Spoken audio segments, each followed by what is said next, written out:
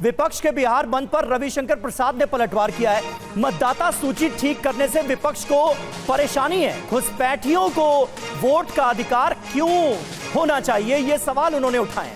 विपक्ष फर्जी वोटर्स का समर्थन क्यों कर रहा है, ये सवाल रविशंकर प्रसाद ने पूछा। भारत के संविधान और भारत के कानून के मुताबिक वोटर वही हो सकता है जो भारत का नागरिक होता है। भारत के नागरिक होने का सिटीजनशिप एक्ट में प्रावधान है। या तो आप भारत में पैदा हों, या आपके माता पिता भारत में पैदा हों, या वैधानिक रूप से आप भारत के नागरिक बने। यही स्थिति है। अब जैसे बहुत से भारत के लोग अमेरिका बस गए, यूरोप बस गए, इंग्लैंड बस गए तो वहाँ के नागरिक बन गए, तो भारत की नागरिकता भी समाप्त हो गई ना। हालांकि आप भारतीय मूल के हैं, लेकिन आप यहाँ वोट नहीं दे सकते। तो यही तो कानून है ना। तो जब इतना सख्त कानून है तो फिर ऐसे लोग जो एकाएक चले आए हैं, तो जांच में क्या दिक्कत है, होने दीजिए ना। तो सवाल यही है। अभी तो किसी को निकाला नहीं जा रहा है।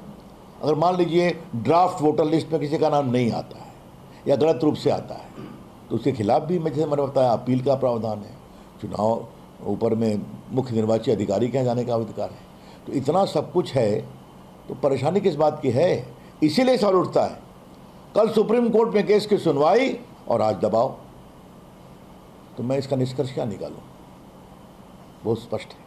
तो बीजेपी के वरिष्ठ नेता रविशंकर प्रसाद को आपने सुना। अवधेश जी स्टूडियो में हमारे साथ मौजूद हैं। अवधेश जी, किस तरह से आप देख रहे हैं, किसका नफा, किसका सियासी नुकसान आपको नजर आ रहा है? क्योंकि ऑपोजिशन बताने की कोशिश कर रहा है कि एक बड़े वर्ग को वोट के अधिकार से वंचित रखने की यह कोशिश है। बीजेपी कह रही है कि भाई घुसपैठियों का, फर्जी वोटर्स का बचाव ऑपोजिशन क्यों कर रहा है?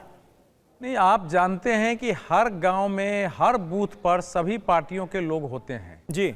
अगर बूथ लेवल ऑफिसर्स है, पार्टियों के बूथ लेवल एजेंट वहां है, तो क्या बीएलओ पूछेगा कि आप भाजपा के वोटर हो कि नहीं हो, आप जनता दल के वोटर हो कि नहीं हो, तो तुम्हारा नाम इसमें नहीं रहेगा? ऐसे हो सकता है क्या?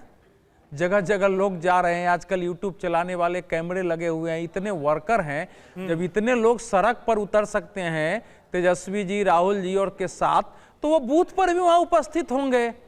ये तो संभव ही नहीं है ना कि उपस्थित नहीं हो। देखिए, इस समय जो विपक्ष की रणनीति मुझे लग रही है कि एक और ग्राउंड पर ज्यादा से ज्यादा अपने मतदाताओं को लेकर रजिस्टर्ड कराओ, उनके पेपर नहीं है उनके पेपर बनवाओ, निकलवाओ, और दूसरी ओर एक वातावरण बनाए रखो। इलेक्शन कमीशन पर दबाव इधर बनाओ, कलेक्टर पर इससे दबाव बनेगा, प्रशासन पर दबाव बनेगा, बनाए रखो, डिफेंसिव रखो इनको, और फिर इसका चुनाव में लाभ लो, क्योंकि ये इशू बनाए रखो कि हमारे वोटर नहीं रहे हैं।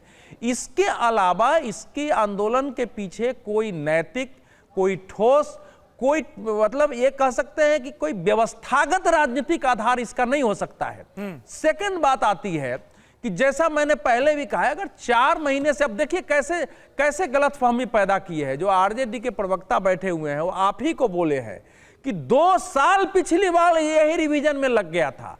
तो ये जो माहौल बनाया गया कि 2 साल लगा था, 1.5 साल लगा था, इतना ही प्रोसेस पिछले बार भी हुआ था।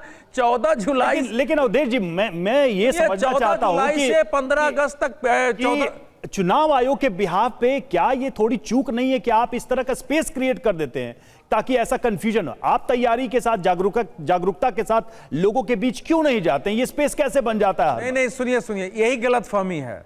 चुनाव आयोग 4 महीने से मीटिंग कर रहा है। मैं चुनाव आयोग का प्रवक्ता नहीं हूं। 5000 ऐसी बैठकें कर चुका है जिसमें पॉलिटिकल पार्टी, एनजीओ, मीडिया, सबके लोग शामिल हुए। कोई ठीक है,